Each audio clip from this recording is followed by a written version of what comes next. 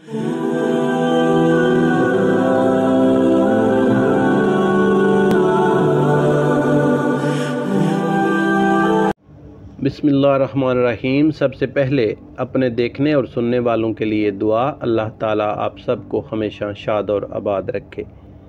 एक आलिम दीन जिसका बाप चोर था, उसका पेशा चोरी था। एक नौजवान तालिब इल्म जिसमें तकवा भी था और बचपना भी था। जब उसने एक हद तक तालीम हासिल कर ली तो उस्ताद ने उसे और उसके साथी तालिब इल्मों को नसीहत करते हुए कहा कि तुम लोग यहाँ से जाकर दूसरों पर बोझ न बन जाना, क्योंकि जो आलिम दीन दुनियादारों के सामने हाथ फैलाता है इसमें कोई खैर और बरकत नहीं होती।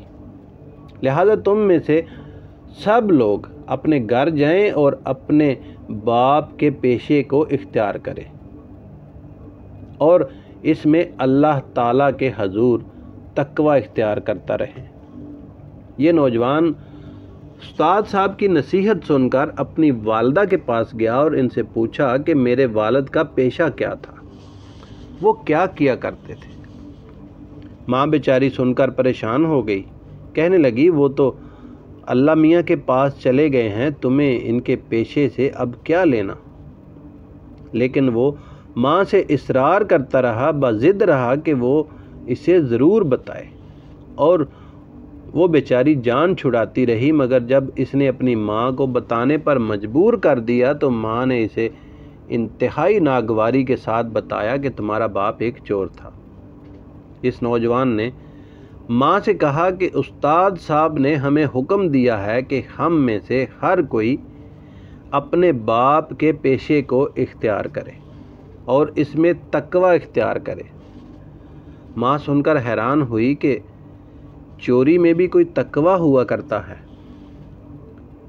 ये वाक़या सुनाने वाले उस्ताद फरमाते हैं कि जैसा कि मैं आपको बता चुका हूँ कि उस नौजवान में बचपना था, गफलत थी। इसने अपनी माँ से लापरवाही के साथ कहा कि बस उस्ताद साहब का हुक्म है तो मैं तो यही करूँगा। घर से निकल पड़ा और लोगों से चोरी के मुताल्लिक़ पूछता रहा और थोड़ी थोड़ी मालूमात जमा करता रहा। जब उसे पता चल गया कि चोर कैसे चोरी करते हैं और मैं अपना काम, अपने बाप का पेशा कैसे इख्तियार कर सकता हूँ, तो इसने चोरी करने का साजो सामान जमा किया। इशा की नमाज़ पढ़ी और लोगों के सोने का इंतज़ार करने लगा। जब लोग सो गए तो वो निकल खड़ा हुआ ताकि अपने बाप के पेशे को इख्तियार करे, जैसा कि उस्ताद साहब की नसीहत थी। इसने चोरी के लिए अपने पड़ोसी के घर का ही इंतखाब कर लिया। फिर इसको ख्याल आया कि उस्ताद साहब ने तकवा इख्तियार करने की वसीयत भी की थी और पड़ोसी को तकलीफ़ देना तो कोई तकवा नहीं है। वो इस घर को छोड़कर आगे बढ़ गया और एक दूसरे घर के पास से गुज़रता हुआ अपने दिल में सोचने लगा कि ये तो यतीमों का घर है और अल्लाह ताला ने यतीमों का माल खाने से मना किया है, और ये घर भी छोड़कर आगे चला गया।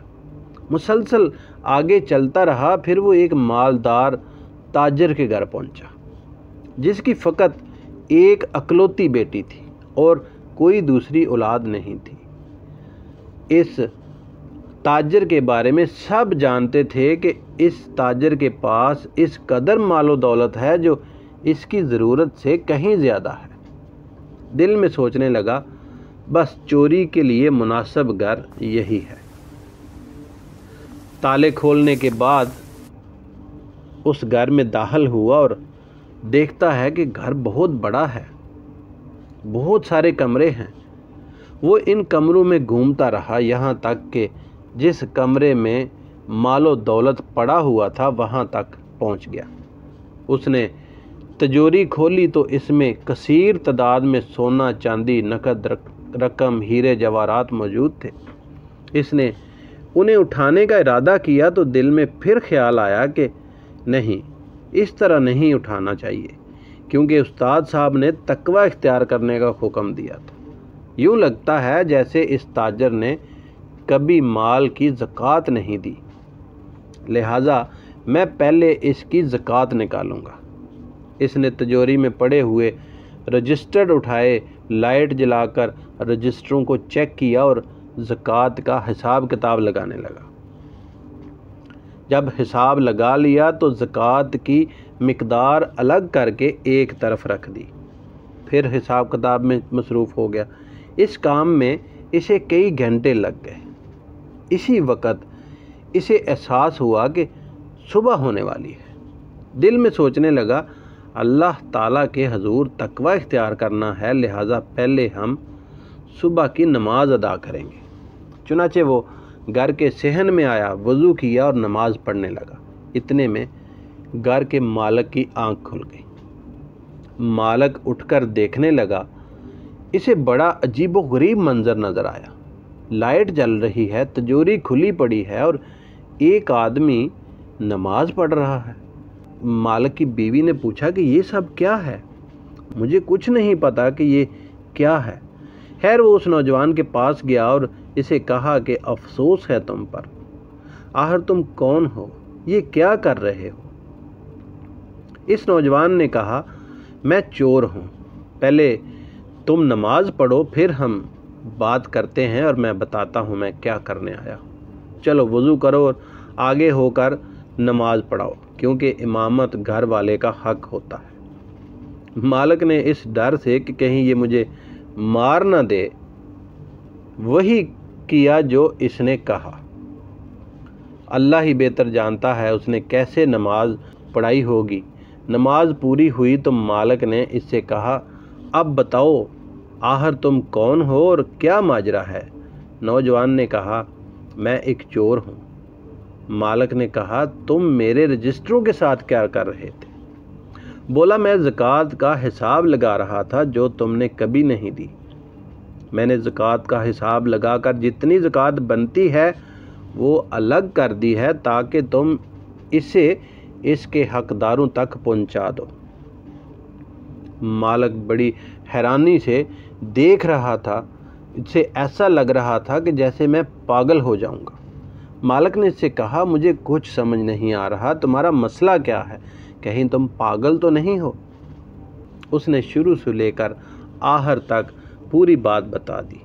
تاجر نے اس کی تمام بات سنی اور اس کی شکل و صورت پر غور کیا اور اس کے حساب کتاب کو دیکھا تو بولا، ٹھہرو میں اپنی بیوی کے پاس جا کر کچھ مشورہ کر کے واپس آتا ہوں۔ اپنی بیوی کے پاس گیا اور اس سے بات چیت کر کے اس نوجوان چور کے پاس واپس آیا اور اس سے پوچھا کہ اگر میں تم سے اپنی بیٹی کی شادی کر دوں اور تمہیں اپنے پاس رکھ لوں، اپنے کاروبار میں شریک کر لوں اور تمہاری ماں کو بھی اپنے ساتھ رکھ لوں تو تمہیں کوئی اعتراض ہے؟ وہ بولا، مجھے منظور ہے، میں اسے قبول کرتا ہوں۔ صبح ہوئی تو گواہوں کی موجودگی میں اس نے اپنی بیٹی کا نکاح اس چور عالم دین سے کر دیا۔ پیارے بھائیو، تقوی ایک ایسی چیز ہے جو برے سے برے، گندے سے گندے انسان کو بھی اچھا انسان بنا دیتا ہے۔ اللہ پاک ہمیں توفیق دے اور ہمیں اس پر عمل کرنے کی ہمت دے۔